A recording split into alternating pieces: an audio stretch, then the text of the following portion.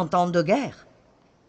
Nous sommes en guerre maintenant. Nous sommes en guerre contre le diable. Nous avons la guerre contre nos pensées. Nous avons la guerre contre nos émotions. Il y a la guerre contre nos enfants.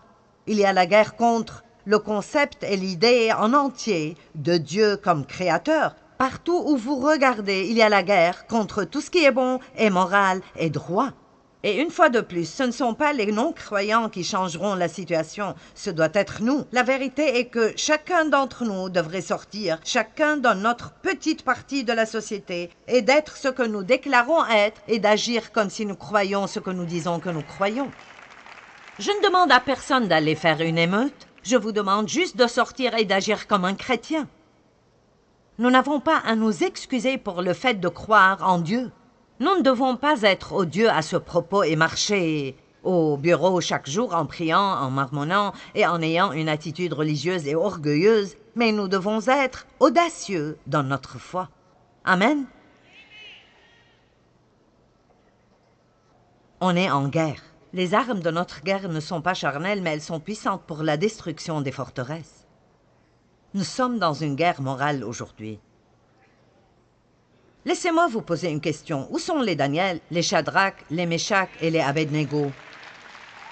Où sont les Esther et les Ruth et les gens comme ça? Où sont les Joseph qui iraient en prison plutôt que de compromettre leur moralité? Daniel qui est allé dans la fosse aux lions plutôt que de se prosterner devant un roi méchant. Shadrach, Meshach et Abednego qui sont allés dans la fournaise de feu et ils ne sentaient même pas comme de la fumée. Vous voyez, nous avons peur de passer par des choses, mais la vérité est que les choses par lesquelles nous passons nous rendent plus forts.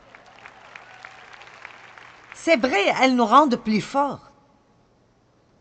C'est pour cela que je ne peux plus dire « Oh, si seulement je n'avais pas subi l'abus de mon père ».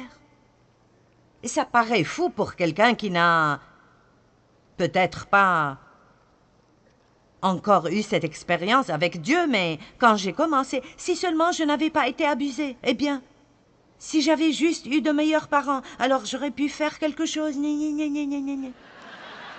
Et j'ai finalement été fatiguée de faire cela, et j'ai regardé la parole de Dieu, et j'ai découvert que je pouvais avoir une bonne vie quand même. Mais même alors, pendant des années, c'était comme, eh bien, si seulement je n'avais pas subi d'abus. Vous savez, s'il n'y avait juste pas ce point difficile là dans ma vie. Et un jour, je disais à quelqu'un, si seulement je n'avais pas subi d'abus. Et c'était presque comme si je ne pouvais plus le dire. Ce n'était plus juste du tout. Et j'ai arrêté et j'ai pensé, tu sais quoi?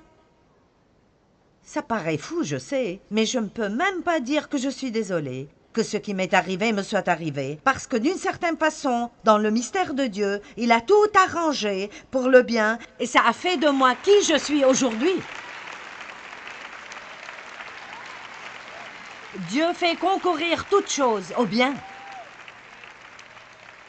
Cette chose n'était pas bonne, elle ne venait pas de Dieu, mais il l'a faite concourir avec les autres choses. Et maintenant, je dis ce que Satan a utilisé pour le mal, Dieu l'a utilisé pour le bien. Et je veux vous dire que la même chose est vraie dans vos vies. Ce que Satan vous a pris, il devra vous le rendre cette fois.